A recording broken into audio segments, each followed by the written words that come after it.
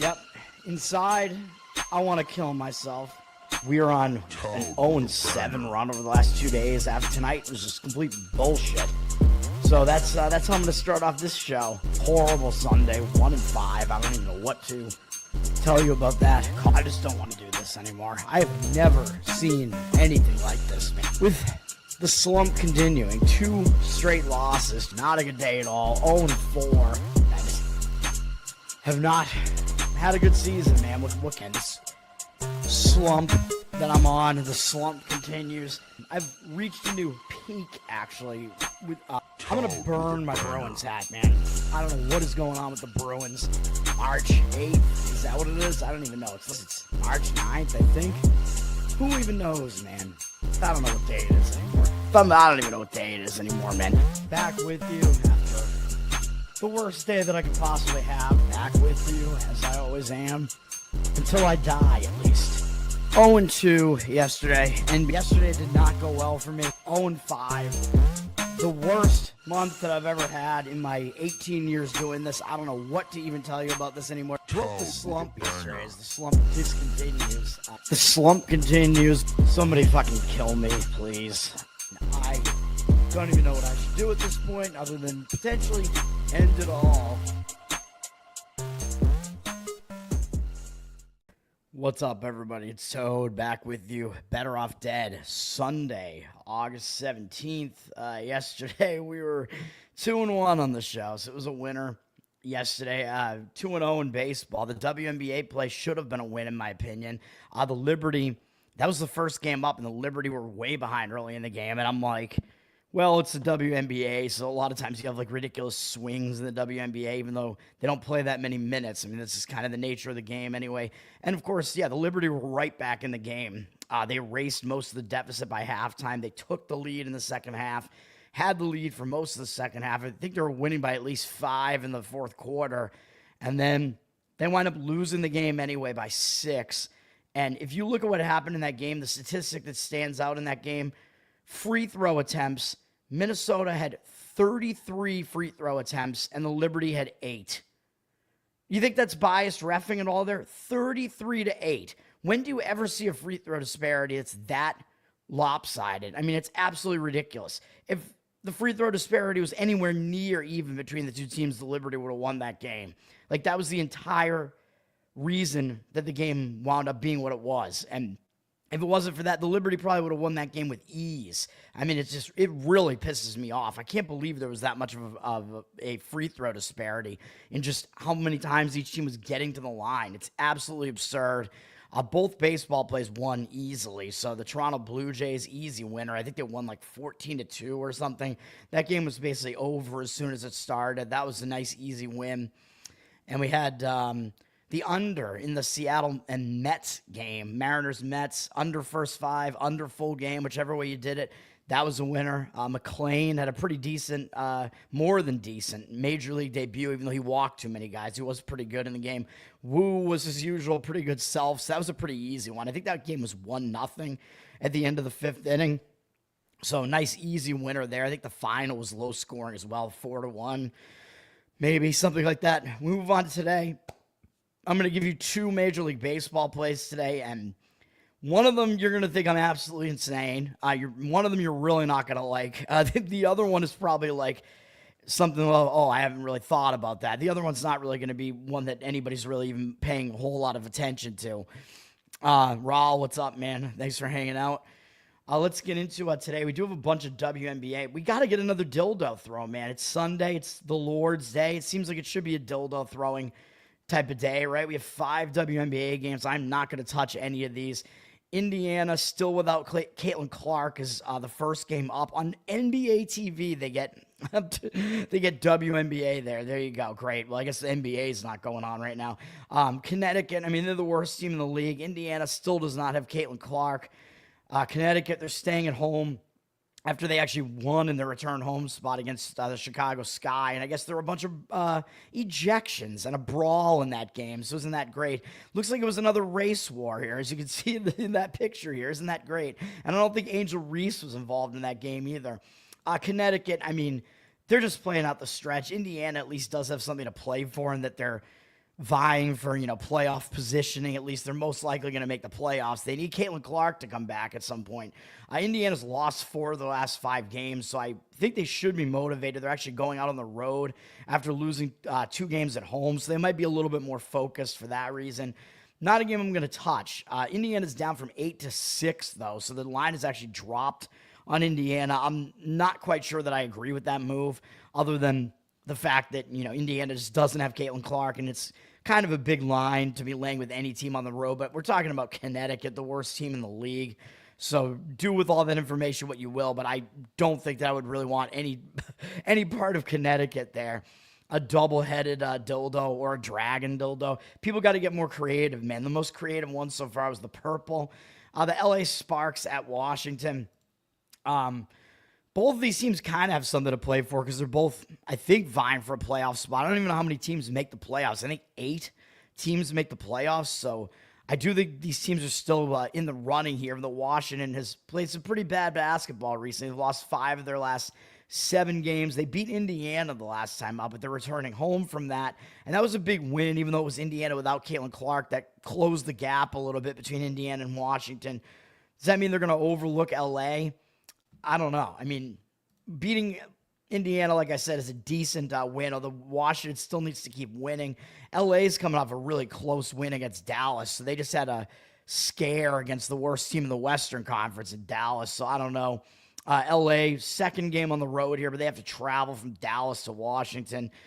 This, again, I'm not going to touch any of these games. I'm just pointing them out for posterity, basically. LA's all the way down from 6-3, and I looked to see, why did the line move like that? There don't seem to be any injuries on the LA side, so I don't really get that. We do have a really high total in that game as well. LA is one of the worst defensive teams in the WNBA, so take away whatever you will from that, but there's no way I'm touching that game either, but the money seems to be coming in on the Washington side for whatever reason. I think there are 12 teams in the league and 8 of them make the playoffs, something like that. I don't know, man. I don't know anything about the WNBA. Colton, what's up, man? Thanks for hanging out. Let's see. Dallas at Vegas. Colton, by the way. Colton, I have not seen you in a while, man. You haven't been in the group chat anymore, which I'm not even in anymore because I left it again because fuck all of you guys. But, good seeing you, man. Dallas at Vegas here. Vegas is obviously a huge favorite. I mean, Vegas, they're playing some pretty good basketball right now, even though they've had some struggles defensively this year as well. They're starting to turn it on. They are still one of the better teams in the league. They're on a 7-game win streak here, but they're coming off 2 big wins over the Liberty and Phoenix, and they closed the gap into a tie with Phoenix. They could definitely be in a potential letdown spot here. And last time they played Dallas on the road, they beat Dallas by 26 points. Dallas is the team that's at the bottom of the conference here, so it is possible they overlook Dallas. Dallas coming off another loss here. Dallas probably will be focused just because they want to try to get a win at some point against somebody, right? So I would probably lean against Vegas in this one. The line's gone up from 10 to 10.5, but I would not lay those points. Vegas has actually been fairly bad at home as well. They seem to just barely escape a lot of their games at home. So I would not want to lay the points with Dallas or with Vegas there. Excuse me. I'd probably lean to taking the points with Dallas. Phoenix at Seattle is actually a pretty big game. Both these teams fighting for playoff positioning, although Seattle needs the game more as they just got back to 500 with the win that they got. I gave them out in that game on the show in Vancouver. It was a big game for them, man. I thought that was a spot play for Seattle. They got it done, and they might have some momentum moving forward because they broke a long loss streak. They lost 6 games in a row. So I think the fact that they won, I don't think it'll be a letdown for them because they need to keep playing so they can try to get into the playoffs here. I think they will be focused for this game against Phoenix. They are having to come back home to Seattle from Vancouver, so it is technically a return home spot, but I don't think it's really they're returning home from a long road trip or anything like that, so it's going to be a distraction. Phoenix is coming off a couple of big games that were pretty close against Atlanta and Vegas, and they're sitting in a tie with Vegas right now, so that was a really big game against Vegas, so it's possible they might overlook Seattle slightly here in this game, going out on the road. I'd probably slightly lean to Seattle in that one. The line is basically sitting at Phoenix -1 there. What do you mean? Which baseball game? The one that's in the title here, or the other one? I have 2 games. I'm not actually betting any of these games right now, though, because with my not having a job right now, I'm trying to conserve some money right now. I don't want to take any losses right now. Although if I was good, I'd be like, fuck yeah, I'm still betting. Like it should be winning, right? Baseball just hasn't been that good for me this year. I mean, you might know what I'm doing in that game. If you look at the starting pitching matchup in that game, I think it probably gives it away. Atlanta at Golden State. These two teams are both fighting for playoff positioning as well. I think Golden State needs the game a little bit more. Golden State's won 4 games in a row, so they're playing some pretty good basketball again, but they are returning home from a road trip that took them to Washington and Chicago.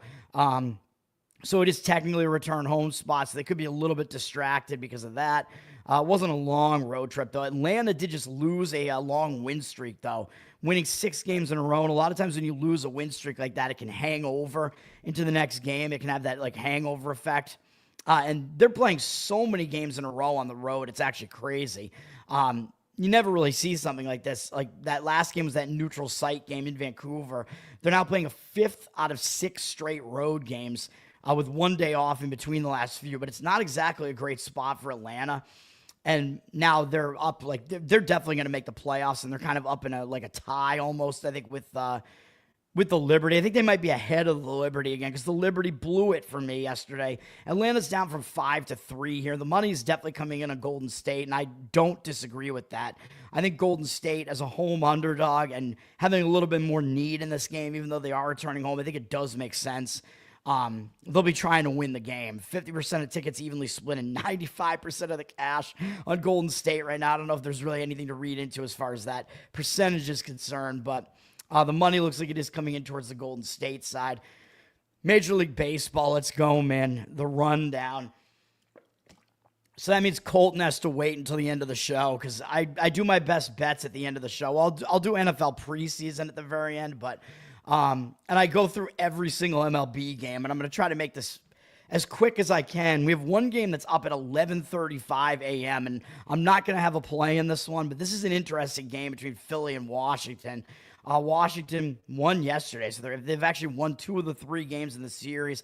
They shut out Philadelphia yesterday. I do think that Philly is going to show up with more intensity here after losing 2-0. I mean, you shut out Philadelphia, or you're Philadelphia, you just got shut out. I think you're going to show up in the next game. So right away, I do think there's a little bit of a situational advantage for Philadelphia here.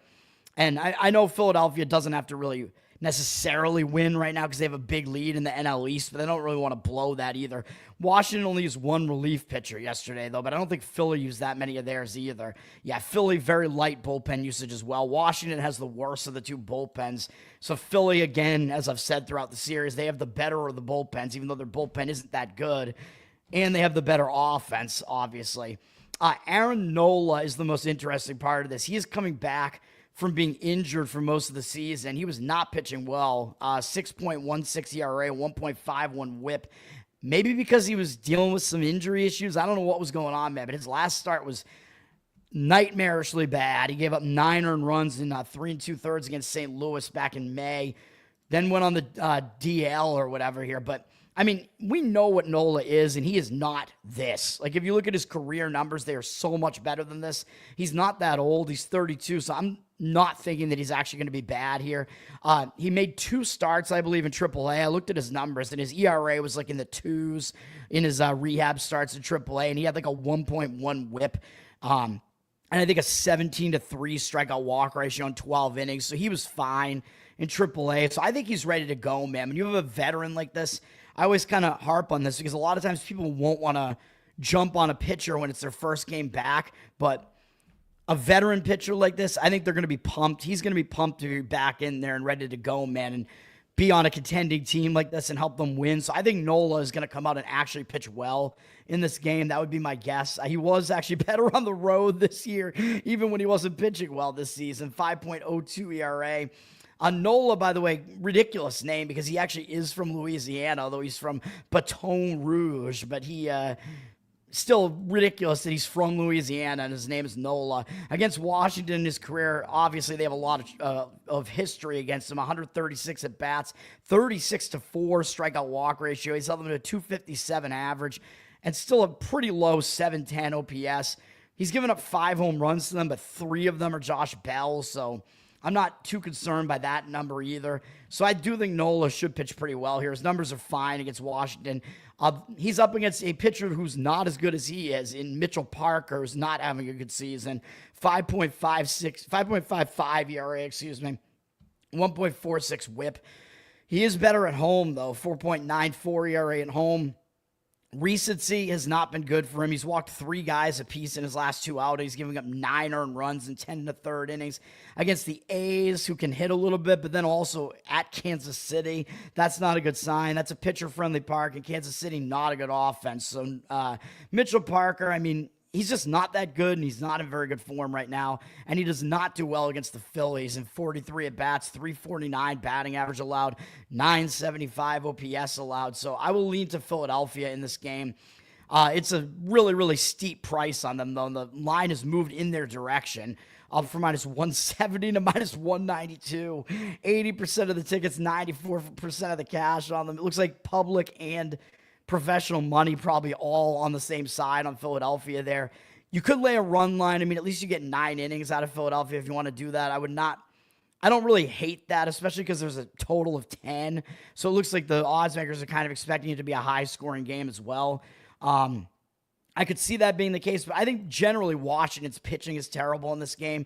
So if you want to go with Philadelphia over their team total and not even worry about what shape Nola is going to be in here, I think that might be a decent way to approach this game as well. Philadelphia over their team total, scoring a bunch of runs in that game. All right.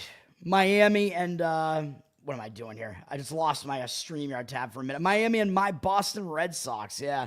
Red Sox on the verge of a sweep here, so they might possibly overlook Miami in this last game of the series here. Red Sox have Baltimore up next. I don't know if that's really something that is going to cause a look-ahead spot, but it is a divisional matchup at the very least, even though it's the team in the bottom of their division. Red Sox have the better hitting here. They have the better bullpen here. They have a slightly more used bullpen, but only one of their relievers threw double-digit pitches yesterday, so their bullpen's in pretty rested shape. Miami basically used one guy in relief for a long period of time yesterday, so the bullpens are kind of both in decent shape. Jansen Junk is pitching for Miami, and he's been all right. 4.06 ERA, 1.13 whip combined across. He's been coming out of the bullpen for a bit, and he's been a starter for a while now as well. He's been better on the road as well, 3.7 ERA on the road. He's been pretty much serviceable. I mean, his last couple of starts have been all right, giving up 3 earned runs in 5 innings in each of them to Houston and Cleveland. Nothing spectacular, obviously, but he doesn't strike a lot of guys out. Did get kind of rocked by the Yankees in the start prior to that, and Yankees are a much better offense than those other 2 offenses. So Junk, he's going to have to step up a little bit in class to face the Red Sox. So the Red Sox, only Bregman has ever faced him before, and he's 0 for 2 off him. So Junk is unfamiliar to the Red Sox, so he might have a little bit of an advantage just because the Red Sox have to kind of figure him out. We'll see how much of an advantage that really is. So it's a little bit tough to gauge what you're going to get out of him. Garrett Crochet pitching for the Red Sox. He is their ace, obviously. 2.48 ERA, 1.1 whip. The one thing I will say about Crochet, though, is that the season where he pitched the most was last season with the White Sox, and he threw 146 innings last year. So the White Sox made sure to not burn him out. They didn't really overuse him. They didn't use him that much. Even though he made 32 starts, they really ramped his pitch count down towards the end of the season last year. He's thrown more innings than that this year already. So one thing you have to worry about with these young guys like Crochet that throw hard, at some point, does that mean he's going to wear down? Is he going to throw too many innings this year? So you do have to worry about that, which worries me about the Red Sox coming, into the playoffs and whatever. Playoffs, if they're going to actually be in the playoffs, I think at some point they have to start kind of managing Crochet's pitch count here, man. But he has been good for them this year. Pretty similar home and away ERA. It doesn't really matter. His last start, he gave up 5 earned runs to Houston, which wasn't great. It was one of his worst starts of the season. Didn't make it 5 innings, but he still had 5 strikeouts and 1 walk. So his command is still on point with a 13-2 strikeout walk ratio and 2 starts this month. So I'm not ready to say that he is worn out at this point. I think you could say that was maybe a bit of an outlier performance there from him because he didn't actually pitch that poorly in that game. Miami is a step down offensively. They only have 3 hitters who have seen him before, although they're 2 for 4 off him with a walk and a strikeout. Not really, you really can't read into those numbers very much. I mean, I do think Crochet will pitch okay in this game, but if you want the Red Sox, you got to lay a huge price on this. They're up from minus 225 to minus 242. I will obviously not be doing that. 87% of the tickets, 96% of the cash on them. A better approach to this game might be looking towards the under. I mean, we do see money coming in on the under, 52% of tickets on the over, 73% of the cash on the under. Total has dropped a little bit further on the 8.5 juice to the under. You do have to worry about it being a pretty hitter-friendly park. Crochet potentially wearing out a little bit. Junk being kind of an unknown there.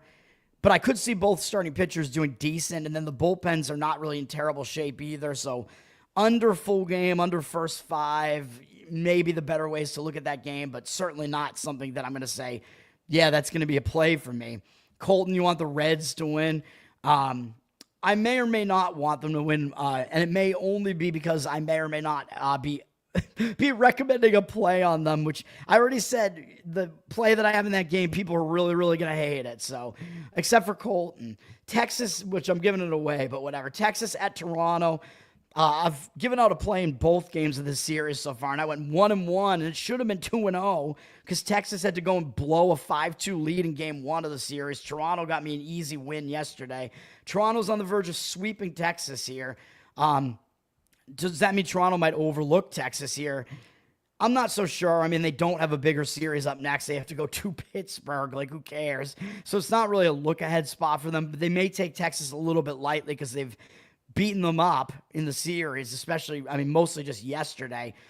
Texas does still have the better of the 2 bullpens here. As far as the bullpen rest scenario is concerned, Texas really didn't use a whole lot of their pen. Neither team really did yesterday. So the bullpens are both fairly intact here. Toronto has the much better offense over Texas, and Toronto is a much better team at home. Texas is pretty poor on the road. I do think Texas generally, just looking at who the 2 starters are, I would say Texas has the better starting pitcher. But when you look at the matchup numbers, that may not really be the case. Nathan Eovaldi pitching for Texas, having a really good season, 1.71 ERA, 0.88 whip. I mean, these numbers are so good that at the age of 35, I think there's no possible way that he can really continue to have numbers that are that good, although he's certainly having a great season. He's actually been better on the road, which is pretty surprising. 1.26 ERA on the road. Rangers have a pretty pitcher-friendly park. He did not do well in his last outing against Arizona, though, after he had a really good 8-inning, 1-hit shutout against the Yankees. He pitched pretty poorly against Arizona, went 5 innings, gave up 5 earned runs on 3 home runs. Still had only 1 walk in the game, though, and 3 strikeouts. And his team still won the game in extra innings. Just ridiculous. Arizona's terrible pitching coming into play there. Nathan Eovaldi, though, he might be dropping a little bit out of form right now. And this is what I was talking about. His numbers against Toronto are actually pretty bad. Eovaldi has been in Toronto's division, so they're pretty familiar with him from past seasons. They have 138 at-bats against him, 27-8 strikeout walk ratio is all right for him, but 362 batting average allowed and 977 OPS in that big a sample size. Toronto definitely does hit Eovaldi, so he might not match up very well here against Toronto. Jose Barrios is pitching for Toronto, and he's pretty much a staple of their rotation. He's fairly consistent from year to year. 3.74 ERA, 1.26 whip this year. Slightly worse at home with a 4 ERA at home. Didn't really have a great start last time out, and I think I actually gave out the Cubs as a play in that game, and I got caught, and that was a loss for me. But Barrios kind of escaped that start, not allowing any runs in 5 1/3 innings. He was inefficient with his pitches, and he walked 4 guys along with 3 strikeouts. So Barrios didn't really pitch that well in that game. He's not gone deep into his last 3 starts. He hasn't gone past 5 1/3 in any of them, even though Toronto has now won 5 starts in a row of his. They've won, whatever this is, 9 of his last 10 starts and 12 of his last 14 starts, something like that, if I'm able to eyeball that quickly with my stroke brain here. Texas, not a very good offense. They have okay numbers against Barrios, though. In 63 at-bats, 15-4 strikeout walk ratio is pretty good for him, but 270 average, 790 OPS. So Texas does hit Barrios all right too, but Barrios does have the better matchup numbers. Market read looks like it is signaling on Toronto here a little bit. They're up from -105 to -115. 51% of the tickets and cash both on Texas. But to me, with Eovaldi being on the mound, earlier to me, it looked like Texas was actually the public side, although Toronto's been the public side throughout the series, so it is possible that's incorrect. Money also coming in on the under, dropping from 8.5 to 8. 58% of tickets, 65% of the cash on the under. I could see the argument for Toronto in this game because they are certainly way better at home. The matchup numbers in the starting pitching actually kind of point towards Toronto. I would probably do it in the first 5 just to avoid Texas's bullpen, which is better than Toronto's. Total, as far as that moving down, I'm not sure that I agree with that. As you saw, what I just showed you, both starting pitchers' matchup numbers are not very good here. So this being a total down to 8 here, I could see this game going over that total. So I would not want to go under that one, even though the market seems to be signaling on that. Atlanta at Cleveland. Oh, this is, such an interesting series. Cleveland, I think, I've been saying they should still be playing with motivation because they could still technically make the playoffs, but they've been dealing with, they got a couple of guys suspended from their bullpen for gambling. So their bullpen's a little bit worse for that reason, but I think their bullpen still is the better one over Atlanta's. Atlanta does have the better offense, though, and Atlanta is about to sweep Cleveland potentially here, as Atlanta has taken the first 2 games of the series, and Cleveland has scored 1 run this entire series. That's how bad Cleveland's offense is, and their horrible offense is showing up again here. As far as the bullpen usage is concerned, Atlanta only used 1 guy out of their bullpen yesterday, so their bullpen is pretty intact here. Cleveland still, I would say, again, does have the better of the 2 bullpens. They used a little bit more of their bullpen yesterday, so that kind of evens it out a little bit. Atlanta has Eric Fedde pitching. I mean, there's no way I'm going to trust Fedde. 5.4 ERA, 1.49 whip on the season. He's a little bit better on the road, 5.12 ERA on the road. Since being acquired by Atlanta, he's gotten no more than 5 1/3 innings in any of the starts. His team only won 1 of his starts, which was his most recent start against Miami, and he walked 4 guys in that start, so that's not exactly a good sign. He's allowed 3 or more on runs in all 3 of his Atlanta starts. His strikeout walk ratio is actually pretty abysmal. 7 strikeouts to 8 walks. Really, really bad. There's no way that I could put money on Fedde here, but he is facing a really bad Cleveland offense here, and his numbers against them are good in 56 career at-bats, 232 average allowed, 677 OPS. So he has not been bad against Cleveland. I don't know if did Cleveland see him at all this year? No, they did not. I don't think so. Fedde, I mean, with that specific matchup, maybe he won't do as bad in this game. Logan Allen is pitching for Cleveland. 3.94 ERA on the season is pretty good, but 1.38 whip, obviously not very good. He's slightly worse at home, 4.02 ERA at home. Logan Allen, he just kind of pitches. He pitches consistently, man. He gets you like 5+ innings pretty much every start, and he gives up somewhere between 2 and 4 runs every single start. So he just winds up being a mediocre pitcher, but I do worry about him. This month, he has 8 walks across 10 innings in 2 starts, even though he has only allowed 3 earned runs. So I do worry about that. He's not really in the greatest form right now as far as his command. He walks way too many guys and doesn't strike out a lot of guys. Numbers against the Braves in 17 at-bats, small sample size, but his numbers aren't good. 294 batting average, 863 OPS. That's not good. Acuna is being listed in here, so it looks like he is back. I don't know. He was injured. I don't know when he actually came back. I haven't really been paying attention to Atlanta's lineup, but the pitching matchup numbers actually look like they're in favor of Atlanta here. And my guess would be that the professional money is coming in on Atlanta, because it pretty much always is, because Atlanta has a way better run differential than what their record suggests, but they keep losing, except this series they have not been.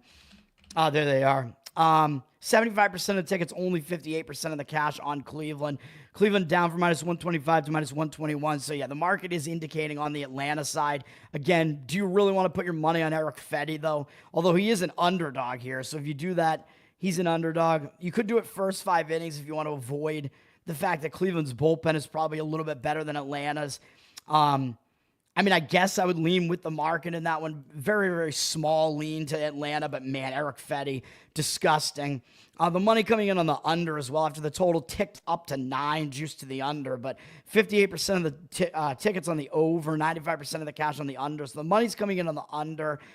I think probably part of the argument for that is that Cleveland's offense is just so bad that they may actually struggle to score here. So another kind of indicator that maybe Atlanta is the right side there because Cleveland's offense is unbelievably bad.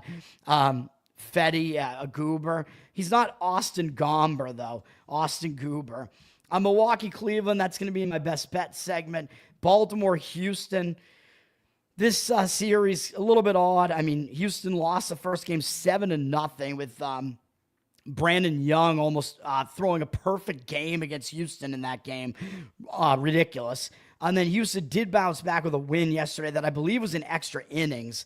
So a lot of bullpen usage. And by the way, Houston's bullpen, which I haven't mentioned on the show because I kind of just talk about the bullpens in general, but Houston, their closer, Josh Hader, I think is his name. He's been hurt for a while now, and they're saying he might be back for the playoffs. Not a great sign, man. Houston's still going to have to make the playoffs, by the way, which I think they will, even if they don't win the AL West. I think they probably will still get a wild card, but they got to keep going, man. They got to keep doing it.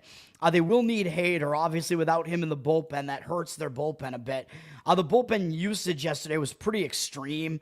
I'm pretty sure Baltimore, at least according to RotoWire here, they don't have any relievers who didn't pitch yesterday, although they might have somebody else that just hasn't pitched the last 5 days or whatever. But a lot of bullpen usage on the side of Baltimore, but Houston used a lot of theirs too. So the bullpen usage is pretty high. Houston does have the better bullpen. Even without Hader, Baltimore's bullpen sucks, so Houston does have the better bullpen.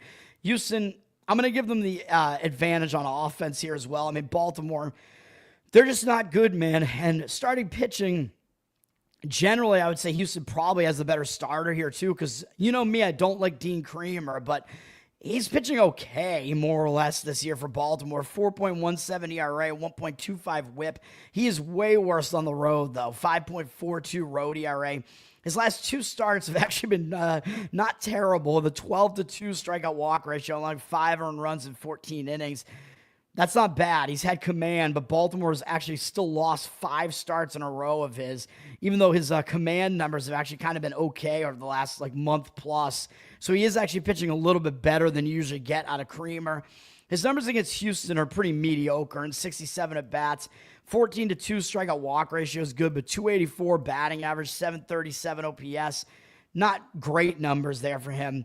Going up against Christian Javier for Houston, who has a 3.6 ERA and a 1 whip, but that's literally in 1 start so far.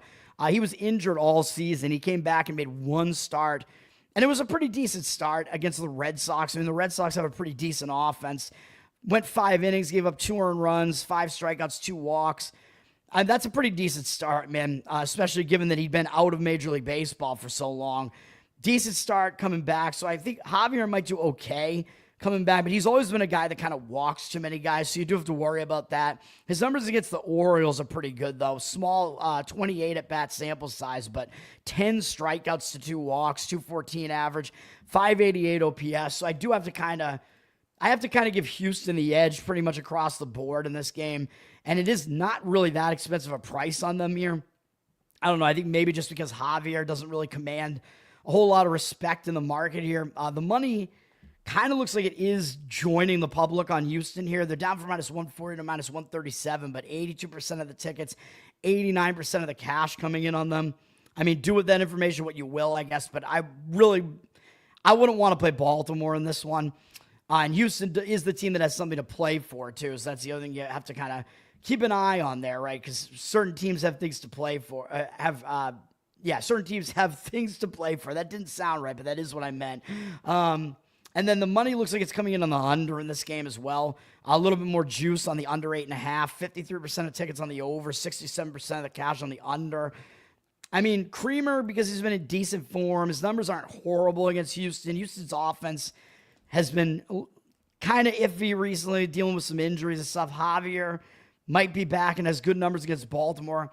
I could see the argument for the under, but I would not want to deal with the bullpens with how unrested they are. If you went under in this game, I think you would have to do it in the first 5. and hopefully you can get like under 4 in the first 5. It seems a little bit dicey to me, though. White Sox at Kansas City. Kansas City is on the verge of a sweep here. So does that mean they're going to overlook the White Sox in the last game? Maybe. I mean, they have Texas up next, which is at least a better opponent than the White Sox, and that's kind of a battle for teams that are technically still in the hunt here, I guess, with Kansas City and Texas coming up. So maybe Kansas City will overlook the White Sox a little bit here. As far as the bullpens, Kansas City does have the better of the two bullpens, but they used a little bit more of it yesterday. 3 relievers. White Sox, I think, only used 1. Yeah, so the White Sox bullpen usage is a lot less, but they still have the worst of the two bullpens.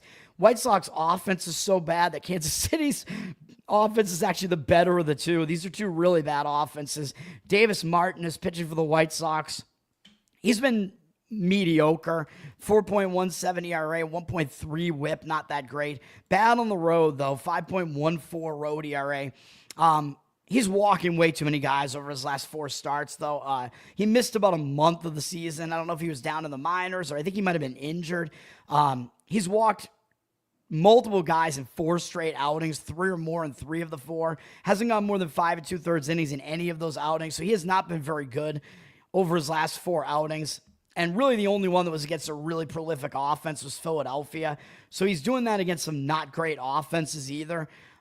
Numbers are mediocre / not great against Kansas City in 44 at-bats. 9.1 strikeout walk ratio is good, but a 273 average allowed and 812 OPS is pretty high. Although Pasquantino, the Pasquatch, does have 2 home runs off him out of the 3 that he's allowed to the Royals, but maybe Martin not totally trustworthy here. I'm not sure that Ryan Berger is trustworthy either for the Royals, even though his season numbers are pretty good. 2.87 ERA, 1.09 whip. He spent most of the season with San Diego. His home numbers are actually worse than his road numbers, 4.26 ERA, which is him pitching in San Diego and in Kansas City. Or actually, sorry, just San Diego, because with Kansas City, he has not made a home start yet. But the fact that he wasn't pitching well in a very pitcher-friendly park in San Diego doesn't really doesn't suggest to me that Berger is really that good. I don't think he's as good as his numbers make him look. I mean, if you look at his recent starts, they're not good. Like, before Kansas City acquired him, he hadn't even gone 5 innings in an outing since mid-June. His 2 starts with Kansas City has gone 5 2/3 innings in each of them, but allowed 2 earned runs in each of them. Was really inefficient with his pitches. Kansas City lost both games, although it's partially because they can't hit. Did have 8 strikeouts and 1 walk in his last outing against Minnesota, so that's an okay sign that he had decent command in that outing, but I'm not ready to trust him. The White Sox have never faced him before, so maybe he does have a little bit of a matchup edge there, because teams that haven't faced a pitcher before, they tend to have to try to figure him out. But looking at the market here, the money is coming in on the White Sox side. Kansas City down from -170 to -148. 73% of tickets, only 51% of the cash on Kansas City. So the money is coming in on the White Sox side. So pretty strong market indicators on the White Sox. And then the number went down a little bit to 9.5, juice the under on the total. It's a pretty high total. We see totals that I think are kind of too high throughout the series. I almost gave out a play on the under in the first game of the series, and I wish I did, because that was a lean I gave out on the show. Strong lean, and that was an easy winner. Yesterday, I think, went under the total as well, very slightly. We see 68% of tickets, only 63% of the cash on the under this time. I'm less tempted to go with any sort of under in this game, though, because I don't really love either starting pitcher in that game. So that is completely a stay away. Detroit, Minnesota, I'm going to have a play on that one, which when I describe what the play is, maybe you'll be like, oh, yeah, that makes sense. Yankees at St. Louis. The Yankees are on the verge of sweeping St. Louis, unfortunately, because I don't want that to happen. And yesterday was a really, really high-scoring game, even though it was Max Fried against Sonny Gray. They both did not pitch well in that game. Yankees do have Tampa Bay up next, so they do have a divisional opponent up next. So maybe it is possible they overlook St. Louis here in the last game of the series. Bullpen-wise, Yankees, I still am saying, have the worst of these two bullpens. They're not a very good bullpen. Usage was pretty similar on both sides yesterday. St. Louis, again, their bullpen, they've traded away some of their better relief pitchers, though, so you do have to worry about that a little bit. So I don't love either bullpen here, really. Andrew, yeah, Noah Kaniga, we know that guy. Dude, that hat that he's selling is so hilarious. I love that he like plays into the meme like that. He's like everybody's favorite college football player, man. Dude, the NIL stuff, I mean, you can buy like his jersey and stuff too, which is good. But he's apparently not in college football. What is it? College football 2026 or whatever, or 2K26, whatever it is. He's not in it, which is ridiculous. Like they're afraid to put him. That's literally his name, and you don't put him in it just because his name is literally that, and that becomes a meme just because of that. That's crazy. It's so stupid. But I love that he's playing into it, man. And I think it's good. Like, people are going to pay more attention to low-tier college football just because he's there. People know he plays for Eastern Michigan, so people are going to watch Eastern Michigan just because that guy's there. Mac football is going to get eyes on him for once. I'm rooting for Eastern Michigan now, man. I hope they make a bowl or something, which they have in recent years. They've been in a couple of bowls. Hard RR, what's up, man? So Eastern Michigan, they're a program that's doing okay over the last few years, I think. Will Warren is pitching for the Yankees here. 4.34 ERA, 1.37 whip. His numbers haven't been very good this year. He's really bad on the road, 6.48 ERA on the road. So if you want to fade Will Warren, doing so on the road usually makes more sense. Good outing last time out, 7 strikeouts, no walks, 2 earned runs against Minnesota at home. But prior start on the road wasn't good. He had 3 walks. In each of his last road starts, he's allowed 3 or more walks, which is not a great sign. He's not pitching as well on the road, although you could argue he's in decent recent form because his other starts have been okay recently.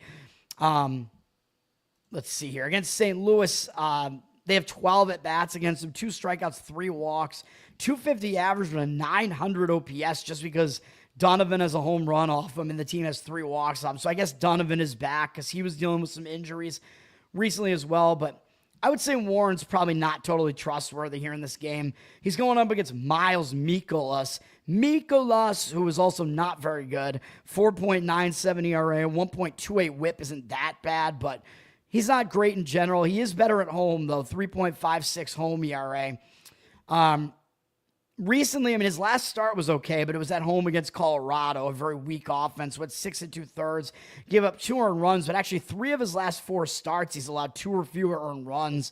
So that's not too bad. He's not striking out guys, but he never really does. But he's not allowing a lot of guys to really reach base over most of those starts, except for one bad start against the Dodgers, who, of course, are a really good lineup. Gave up 5 earned runs there. But obviously, the Yankees are a very good lineup as well. Obviously, the Yankees have the better offense here. The Yankees obviously have something to play for here, because they're trying to make the playoffs still, and St. Louis is out of it. Mikolas against the Yankees, not terrible numbers. It's 60 at-bats, 20 strikeouts is quite good to 5 walks, 250 batting average. He's allowed a 724 OPS, a little bit high, but Stanton has 2 of the home runs off him. Giancarlo Stanton, I don't know why. Wasn't his name Mike at some point before that? Maybe Mike was just like an Americanization of his name or something. I don't know. Yeah, Noah Kaniga. I know a Kaniga. Do you know a Kaniga? Yeah, dude. Yeah, it should be like a who's on first type of bit. But anyway, yeah, this game, Yankees, St. Louis, just because the starting pitchers are just and the bullpens are I mean, probably an over makes sense in that game. The money's coming in on the under, though, which I don't really understand. I mean, there's no way I would want to do that. The total's flipped from 9 juice to the over to being juiced to the under. 66% of tickets on the over, 81% of the cash on the under. I'm not really seeing that. I don't love the starters there. The matchup numbers make them look a little bit better, though, so maybe that's what the thinking is on that under, that the total is just too high, or because yesterday's game was so high scoring that, the public's going to be on the over here, so we have to come in on the under here, right? Yeah, I would hesitate to do that, though. Yankees are also a public side again, just like they were yesterday, although they still won yesterday. 68% of the tickets, 61% of the cash on them. They are up from -130 to -145. But Yankees, you're always paying a tax for the Yankees, and with Will Warren on the road, the splits at least are in favor of Mikolas and St. Louis. So St. Louis might make sense as a home underdog price there. Probably the feeling is that the Yankees are just overvalued almost every time, especially on the road. So I don't really disagree with the underdog price on St. Louis there, like grabbing them as an underdog, but it's certainly not something I would recommend a play on.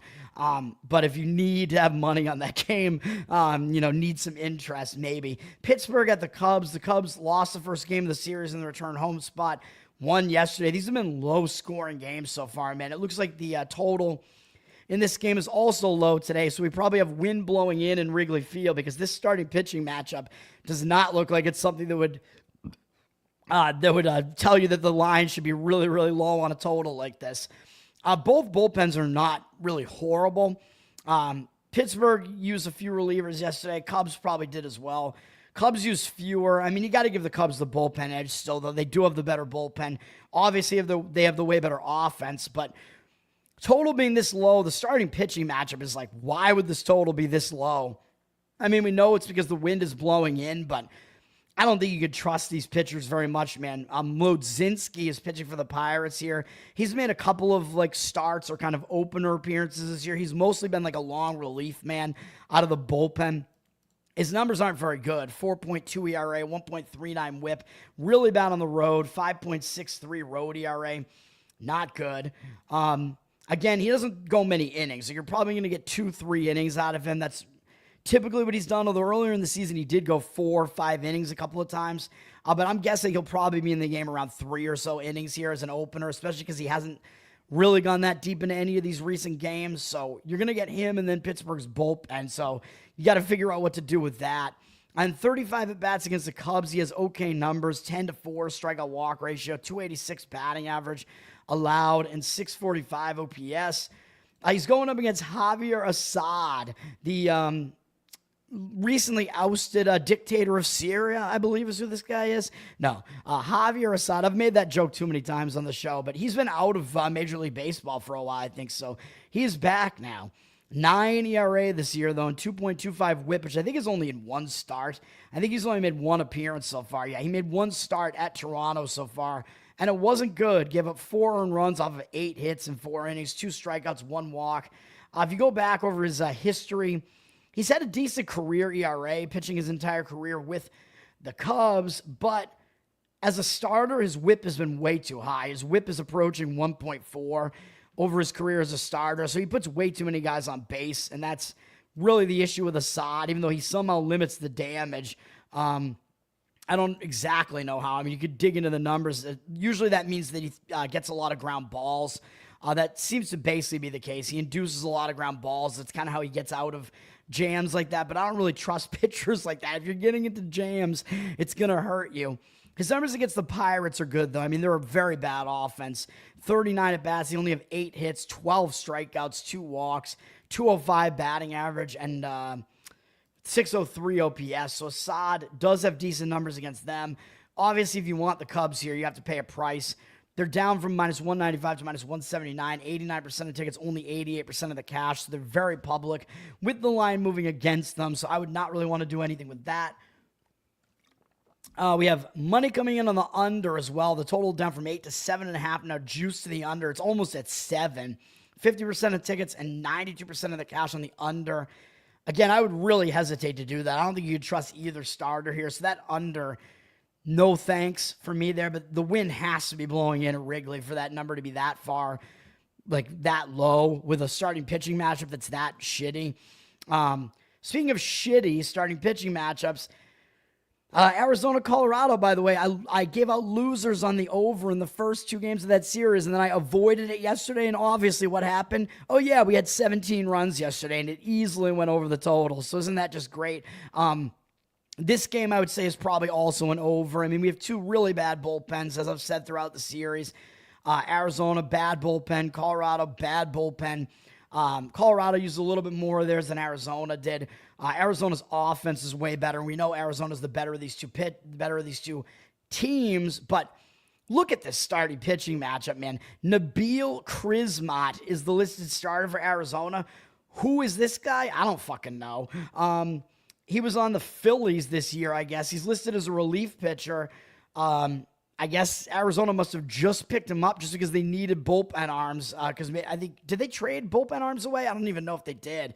But their bullpen is terrible anyway. But he's going to be making a start here and probably won't go that deep into this game.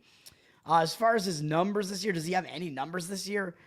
I don't even think he does. I don't think he hasn't pitched in Major League Baseball since last year, where he actually had decent numbers in 5 appearances with the Dodgers out of the bullpen. But over his career, he hasn't been that great. 3.71 ERA, 1.3 whip. I mean, that's not horrible, but he's been kind of a journeyman. He's pitched for a bunch of different teams. He actually was on Arizona in 2023, so he's back with one of his former teams. Never made the Major League roster, I guess, for the Phillies this year. He does have some numbers against Colorado. They have 4 guys who have seen him before. Kyle Freeland, though, is a pitcher, so you can kind of throw him out of the equation. But even if you include his 0 for 1, they're 4 for 9 off him. So take from that what you will, I guess. But I don't really think you're going to get a great start out of Krismat, however you pronounce his name. Senzatella is pitching for Colorado. We know he's not good. He's been injured as well. He has a finger injury, and he's coming back from the DL. 7.34 ERA, 1.91 whip on the season. That's bad. He's been even worse at home with a 7.58 ERA. He went on the injured list after giving up 6 runs against Baltimore in 4 innings and then 8 runs in 2/3 of an inning against Pittsburgh, the worst offense in all of baseball. Yeah, it sounds to me like that finger injury. It sounds to me like he actually went on the DL with shittiness. I mean, this guy is so bad. He can't even stick in the Colorado rotation, although he is still there. He's coming back today.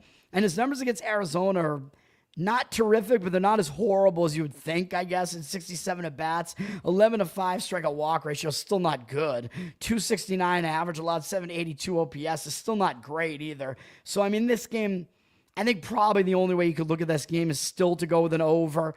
Both starting pitchers, awful. I mean, you're probably going to get an Arizona bullpen game, essentially. Both bullpens are awful as well.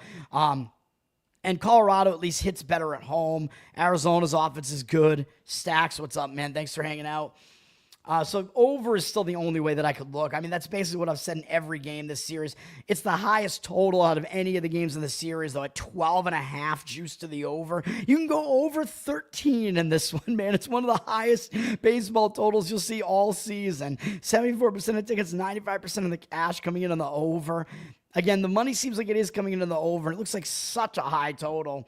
The odds makers put it out that high for a reason. I still think the over is the only way you could possibly play that game if you're going to play it at all. Or maybe one of the team totals over, Arizona's team total over, maybe something like that. Tampa Bay at San Francisco. San Francisco is just on a massive slide, man. They're out of it. They've lost 7 games in a row. After such a promising start to the season, it looks like they're done.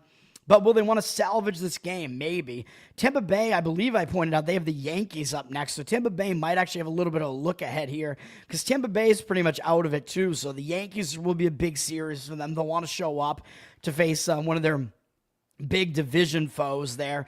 So they may not totally pay attention. Although San Francisco, the way they lost these 2 games, close games, losing by 1 in each game of the series. Yesterday, losing the game in the 8th inning. They could be in a little bit of a heartbreak mode here, although they still might be a little bit pissed off here. San Francisco, they do have the better bullpen of these teams still, even though neither bullpen is really that bad. Tampa, I think, used a little more of their bullpen yesterday, too, so you got to give San Francisco the bullpen edge. Tampa has the better offense. San Francisco's offense is terrible. Starting pitching, just looking at it on the surface, I kind of like both starters, and I kind of lean towards San Francisco's starter being the better of the two. Ryan Pepio is pitching for the Rays. His numbers are pretty good on the season, especially given the fact that the Rays have that really hitter-friendly spring training stadium, Steinbrenner Field, that they play in. He's got a 3.86 ERA, 1.18 whip. Not bad numbers on the season, man. He is a little bit worse on the road, which is pretty surprising. Even though he's allowed way more home runs at home, his road ERA is higher. 4.34 ERA on the road. This is a pitcher-friendly park here, though, in San Francisco. He's won his last 2 starts. He's been okay over those last 2 starts. Not great, though. I mean, he's walked multiple guys in 4 straight starts. Did still have only a 4.5 ERA over his last 2 starts, so he's not, like, totally lighting it up. He's kind of in mediocre form right now. Is stepping down in class to face his Giants team. The Giants have some weird numbers against him in a small sample size, 25 at-bats. He's only allowed 6 hits, 10 strikeouts to 2 walks, so those numbers all look good. He's held them to a 240 average, but they have a really high 976 OPS, although it's mostly because Schmidt has 2 home runs off him. So if you take that out, Pepio, I would say he does have pretty decent numbers against San Francisco other than those home runs from Schmidt, and then there is one from Adames in there too, but he could probably kind of pitch his way around that. Logan Webb is pitching for San Francisco. I mean, I call him the grinder because he goes so many innings typically. Decent numbers on the year, better than decent. 3.34 ERA, 1.26 whip. He is the best starting pitcher the Giants have. Even though Robbie Ray is having a good season, I think Webb is the more consistent of them. Webb is good at home as well, 3.01 ERA at home. After he had a bit of an issue in the couple of starts around pitching in the All-Star game, which I think the All-Star game kind of distracted him. He's kind of bounced back from that. He had 2 good starts against Pittsburgh, allowing 1 run in each of them. Last start wasn't as good, giving up 4 earned runs against San Diego. That was a game I gave out the under in that game on the show, and it still won. And I thought I think it was Webb Darvish, and I thought Webb had the upper hand in that matchup, so I thought we were going to have to worry about Darvish, but Darvish actually was the one who pitched really well. Still, we got that done. I mean, both pitchers pitched well enough to get that under. Webb still only walked 1 guy, had 3 strikeouts. His command numbers have still been pretty good over the last few starts, despite some walks mixed in there. 13-1 strikeout walk ratio in the 2 starts this month. Although, again, granted, the starts where he dominated recently were against that really bad Pittsburgh team. Tampa has not seen much of him, though. Only 4 of their hitters have ever faced him before. 26 at-bats, 269 average, 5 strikeouts, 1 walk, 566 OPS. So Webb does do pretty well against San Francisco, but the money's coming in pretty heavily on Tampa. It looks like the market read is strongly on Tampa, with San Francisco down from -160 to -122. I think maybe part of it is because baseball is such a streaky sport. 51% of the tickets on San Francisco, which makes no sense to me, but 72% of the cash coming in on Tampa. I don't know what public bettor is going to be on San Francisco at this point, but it does look like the money. I think every game this series, the professional money has been kind of coming in on the Tampa side here. I would probably have slightly more of a lean to the under in this game. Totals down from 7.5 to now 7, juice to the over. You might still be able to get under 7.5. 64% of tickets on the over, but 95% of the cash coming in on the under. So it looks like if you like the under, you're fading the public as well. I do think both starting pitchers should do pretty well in this game, in my opinion, and it's a pitcher-friendly park. Both bullpens are fairly trustworthy, so I think under is probably the lean in that game. It's not going to be the lean in Anaheim at the A's, and the A's are on the verge of maybe sweeping Anaheim here, winning the first 2, scoring 17 runs in the series so far in 2 games, so the A's offense is doing well here. This is a very hitter-friendly park here. This Sacramento AAA stadium that the A's playing, and typically the A's have not done well as far as being able to win games here. That hasn't gone well, but we've seen a lot of runs be scored in the stadium. Anaheim is pretty much out of it at this point. I mean, we know both these offenses are actually not horrible. I mean, the A's offense is actually pretty good. Anaheim's is decent. Both bullpens are awful. The A's used 4 relief pitchers yesterday. Anaheim used 4 as well. So the bullpens are definitely fade worthy in this game. These bullpens stink as well, and they're not really well rested. Jose Soriano pitching for Anaheim. He's been really difficult to gauge, man, because he's just all over the place. 3.84 ERA, but a not very good 1.37 whip. He is way better on the road, 2.48 ERA, but does that mean that's going to translate to pitching better in this horrible, very hitter-friendly park? I don't know. He pitched well in his last outing, a 6-inning shutout against the Dodgers, which is really, really impressive, even though his start before that, it was really bad. Gave up 7 earned runs against Tampa. He's actually allowed 2 or fewer earned runs in all of his other outings, going all the way back through into early July. So Soriano, he's actually pretty much in decent form recently. 10-3 strikeout walk ratio this month isn't too bad either. So he's pitching okay recently. His numbers against the A's are not great. At 55 at-bats, 14-7 strikeout walk ratio. 273 average, allowed 900 OPS. That's not great. So Soriano, I don't know if he's totally trustworthy in this game, in this stadium either. Going up against Jeffrey Springs, who actually hasn't been too bad for the A's this year. 4.06 ERA, 1.15 whip. A little bit worse at home. 4.35 ERA, but he is able to kind of withstand how bad the stadium is. He was on a nice run where he's given up 3 or fewer earned runs in all but 2 starts, going all the way back through the beginning of June, but one of those worst starts was his most recent start against Tampa, where he gave up 4 earned runs in 3 1/3 innings, which isn't great. After he pitched well the prior 3 starts, he went 6 innings in each of the prior 3, allowing 2 or fewer earned runs. Still does have a 7-1 strikeout walk ratio this month, so he's still in kind of decent command recently, and his numbers against Anaheim are okay. In 36 at-bats, 12 strikeouts is pretty good. 3 walks, 278 batting average, 722 OPS. So Springs, I mean, I kind of hesitate to go over, to recommend the over in this game just because I think Springs could potentially pitch okay here. It is possible Soriano pitches okay as well. The money has kind of come in on the Anaheim side, flipping them from plus 100 to minus 111. 69% of tickets, 73% of the cash coming in on them. I mean, neither of these teams have a whole lot to play for. I mean, I do kind of think both teams still have a reason to show up in this game because it is a divisional rivalry here. I don't think the A's are going to overlook Anaheim when the A's are the worst team in their division, even though they are on the verge of potentially sweeping. I think they might want that sweep. But the money's slightly coming in on Anaheim, even though they're public, and slightly on the over, I guess, with the total at 10. 62% of tickets, 63% of the cash on the over. I do hesitate with that one just because I think the starting pitchers could actually do okay in the game, but the bullpens are definitely fadeable. San Diego at the Dodgers. We have a couple of big games left here. This is the last of the afternoon games. The Dodgers on the verge of a sweep here after they actually fell behind San Diego in the standings. San Diego was on a really nice run, and the Dodgers were on a really bad stretch. But I said I thought the Dodgers had the matchup advantage in both of these games of the series so far, and I was correct. They were able to bounce back. They got the win, and they retook the lead in the division with a win yesterday in a 6-0 shutout. Does that mean San Diego's going to bounce back here? They're going to try. They're going to show up here, but I think the Dodgers have a starting pitching edge in this game too. San Diego has a bullpen edge. They have the better bullpen than the Dodgers do, and they're not really unrested right now either. So San Diego has the better bullpen. The Dodgers have the better offense, and that's been the case throughout the series, obviously. That's not going to change. Starting pitching matchup is interesting with Yu Darvish pitching.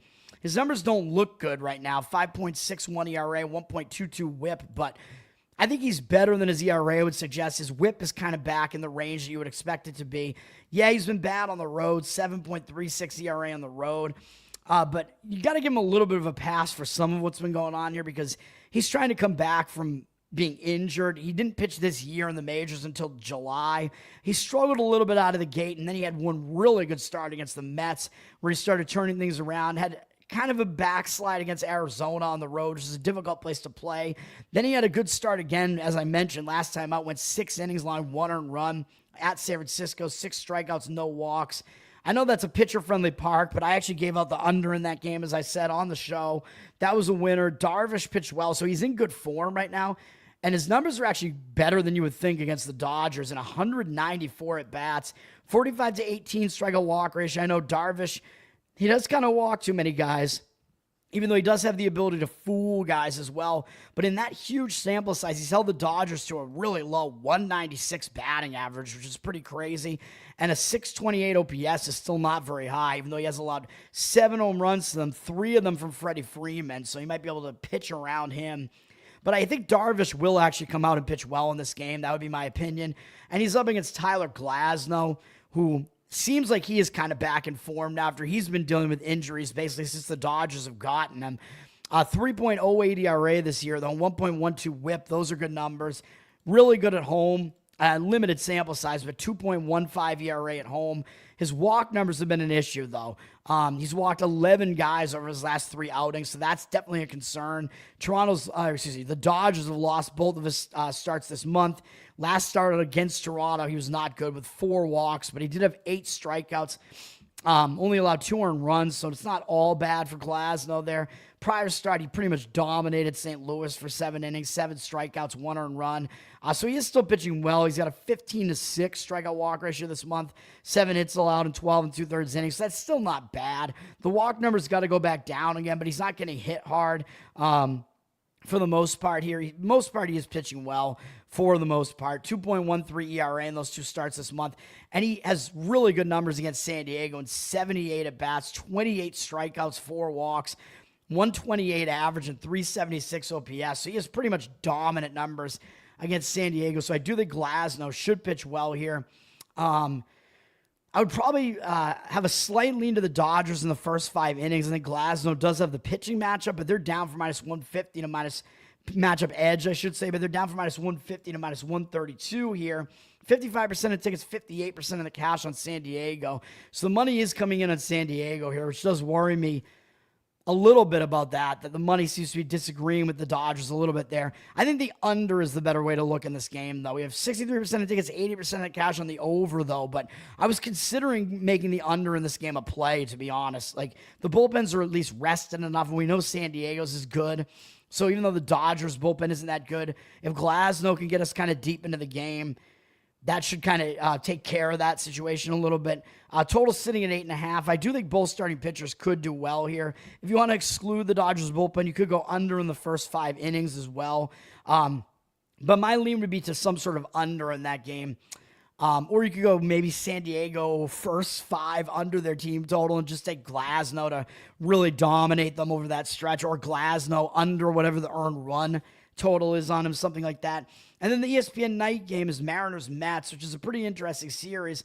The Mets actually finally got another win yesterday. I mean, they've been playing some bad baseball, but they got the win behind rookie Nolan McLean in his debut. Although, like I said, he did walk too many guys yesterday, but he had a pretty impressive start. And I got the under right in that game. First 5 innings, full game, also went under. To me, I think Seattle, might bounce back here, though. Seattle does have the better of the 2 bullpens, in my opinion. And the stats would suggest that as well. I didn't use a whole lot of their bullpen yesterday. The Mets didn't either, but Mets have had more usage recently. I think you got to give Seattle a bullpen edge here. I think you may arguably have to give Seattle a hitting edge here as well. Let me see. I do have the hitting stats up here. Where are we at? It's very, very close, actually. Just arrange this by OPS. They're both very close, 11 and 12. So the Mets slight edge, I guess. Maybe you give them the slight edge hitting-wise because they're at home. This is a very interesting pitching matchup with George Kirby pitching for the Mariners.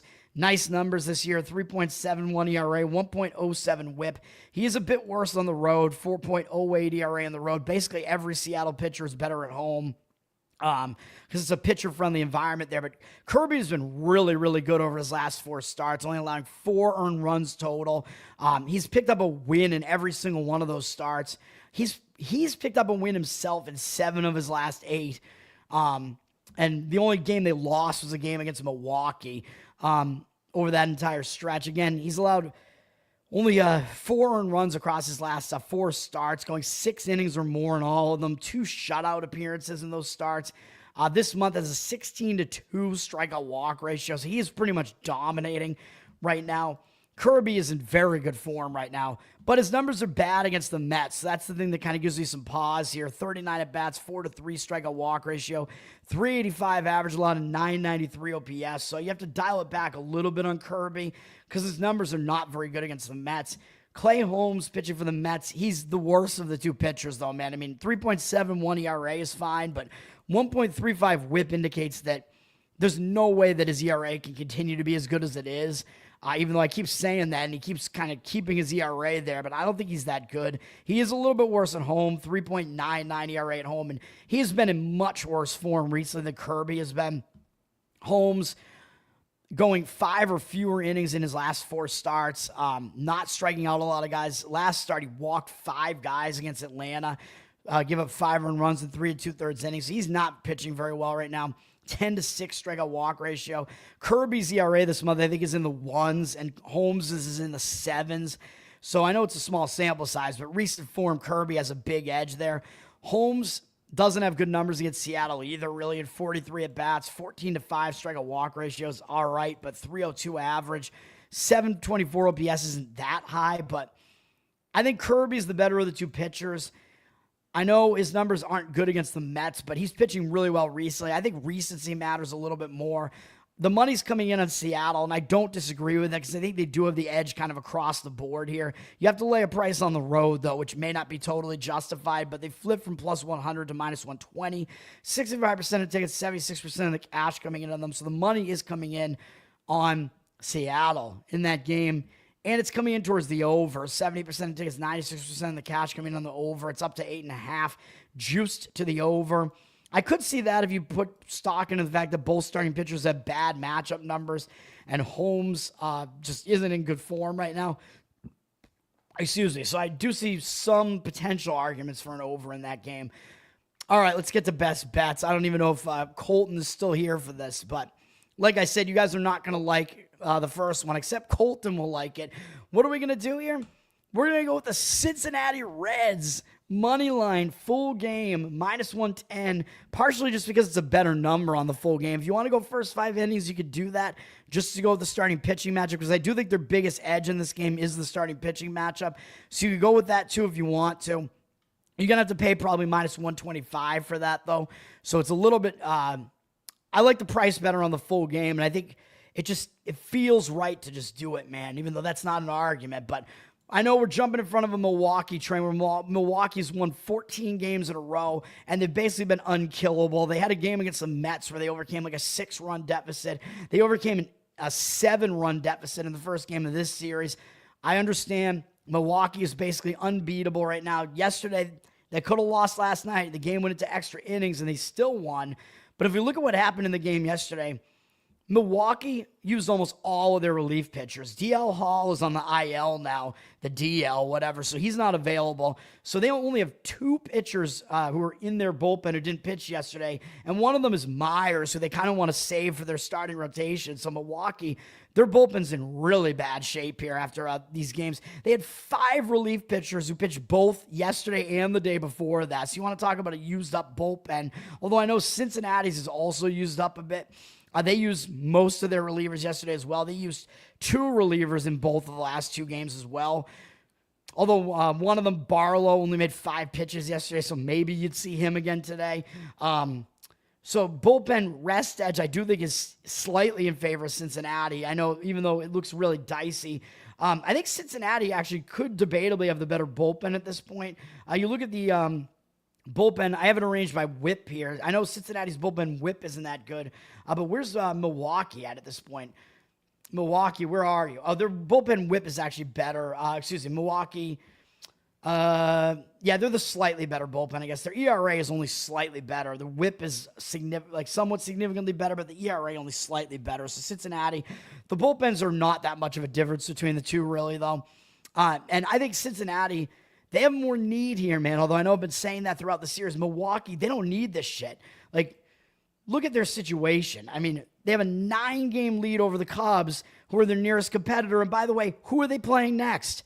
After they've pretty much had the upper hand in this series. Oh, yeah, they play the Cubs starting tomorrow with a doubleheader. Tomorrow, a huge doubleheader against the Cubs in what's going to be a 5-game series that could really kind of shift the tide in the division a little bit if the Cubs are able to do something crazy. So that's a big series. So I think that might be a look ahead for Milwaukee as well. I think they might overlook Cincinnati in this spot, and I think this might be the spot, man. I can be a streak breaker at times. I was able to do it with the Winnipeg Jets when they were on a huge run. I went against them, and I got a win, breaking one of their longest streaks. We're going to do it here, man. I'm going to take Cincinnati to break this streak here. And the starting pitching matchup, I think you have to go with Cincinnati having the edge in the starting pitching here. Even though I know the Brewers do have the better offense, but Jose Quintana, he can't possibly keep doing this. 3.44 ERA, I know it's good, but 1.3 whip is a bit high, so he's a journeyman pitcher. He does not come in with electric stuff and blow people away. He kind of just throws junk. And yes, he's a smart pitcher. Yes, he's a veteran. He has good command. Hasn't allowed a lot of runs this year, but at some point, something's got to give. I know he's better on the road, 2.7 ERA on the road, but this is a tougher park to pitch in. It's a hitter-friendly park. I know this month, good numbers, 3.18 ERA. He's won all 3 of his starts, 14-3 strikeout walk ratio. Yeah, he's pitching well this month, but it was against Washington, Atlanta, Pittsburgh. Those are not good offenses. So this is going to be the best offense that he's faced since he faced the Dodgers. And that time out, he didn't pitch that well against the Dodgers, even though he still got a win. Did have 5 strikeouts, no walks, but he gave up 4 earned runs.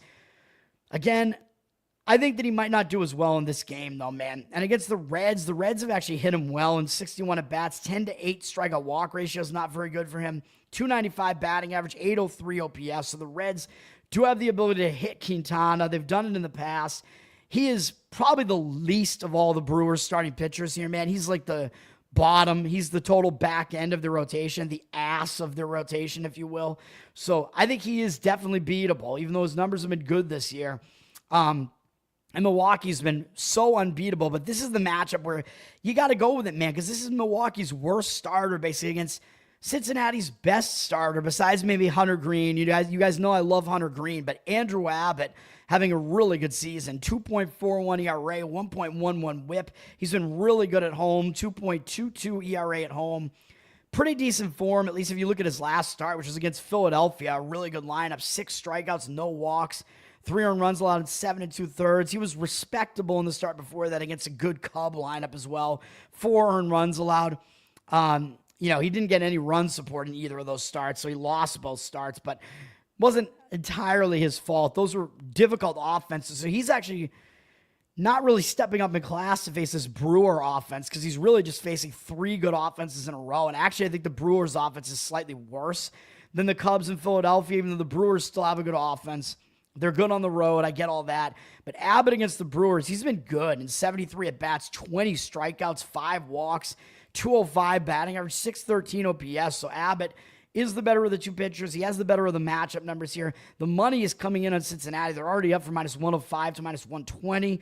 52% of tickets on Milwaukee, but 65% of the cash coming in on Cincinnati. We're going to do it, man. Cincinnati, get whatever the best number you can is. If you want to go first 5 innings, I think that's fine as well. Because I do think their bullpen is technically the slightly worse of the 2 bullpens. But I think based on the usage, Milwaukee's basically running out of bullpen arms. And they might have to go to their bullpen earlier than Cincinnati does too. So we're going to go with the Reds. There you go, Colton. Reds, money line. I know, like I said, that's a crazy one. You guys are probably going to hate it. The other one that I have is going to be an over. And it looks like the money's agreeing with us on this one as well. It is Tigers, Minnesota over the 9. I know it's a bit of a high total. I saw it out there at even money, although I don't think you can get that anymore because it's already all the way up from 9 to 9, juice to the over. I would play 9 up to -120 on the over, man, because 9 is a key number. You don't want to have to go to 9.5 and go over that because 9 breaks the 4-4 tie. I still like the over in this game, though. I think this is going to be a high-scoring game. So that is the way that I'm going here.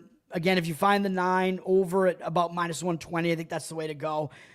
I mean, I would still probably even go over the 9.5, even though it is a little bit dicier. I like this better number, way better, obviously. But this game looks like it's just going to be bad pitching, man.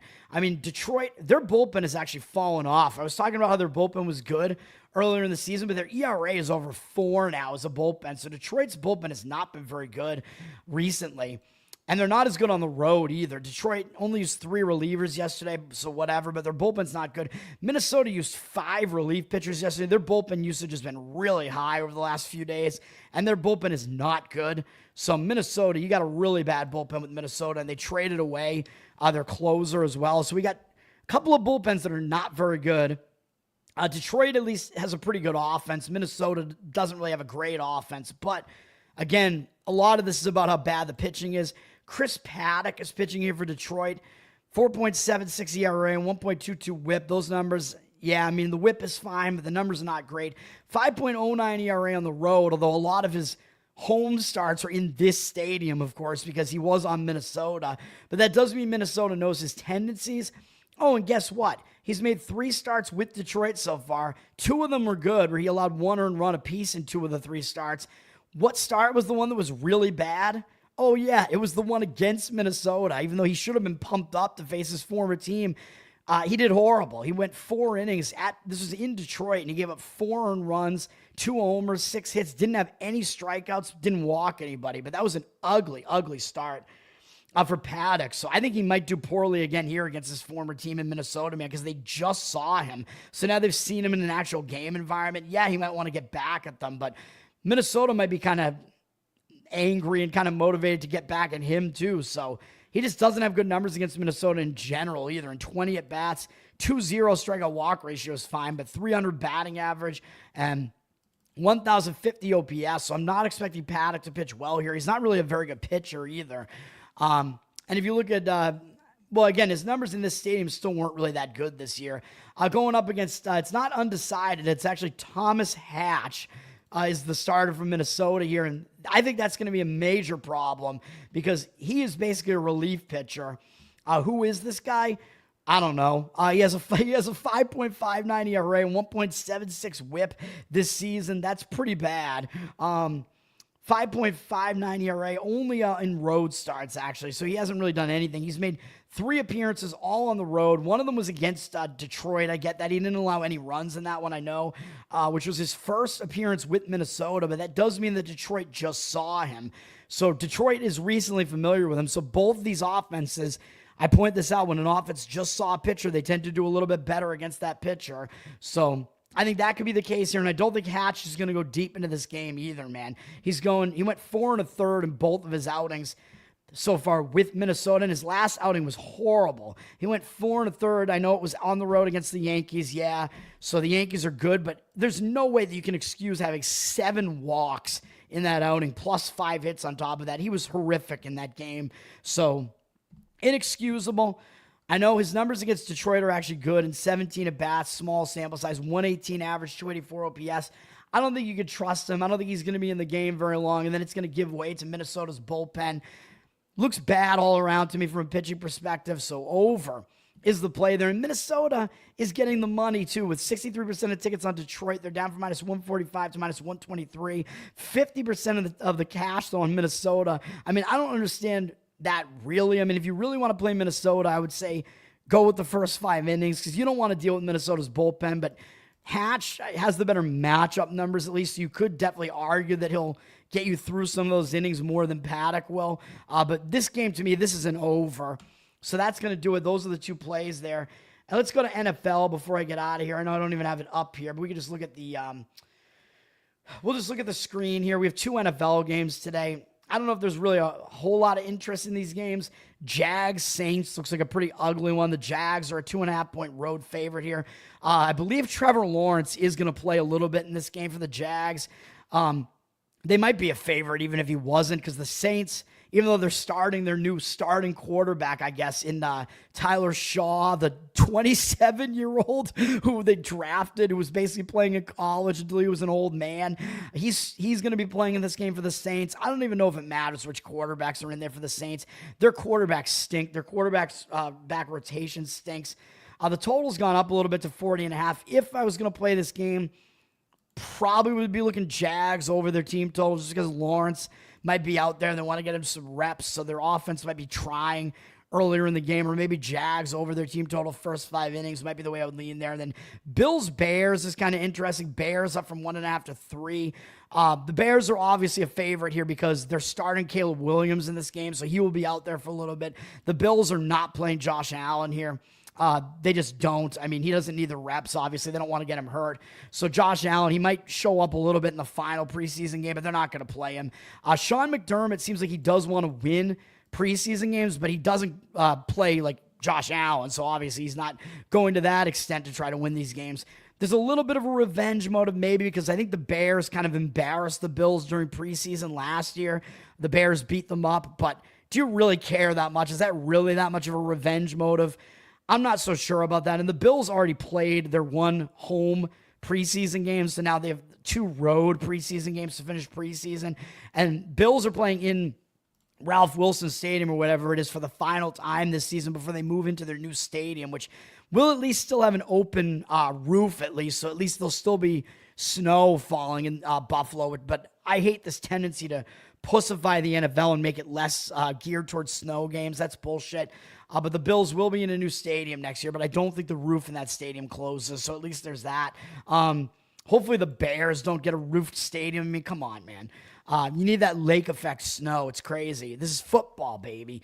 But anyway, the Bears, this is going to be, I believe, their first home preseason game, if I'm not mistaken. I think they're on the road for the other one, so they might be a little bit more pumped up for that, which might be part of the reason why the line is moving in their direction, too.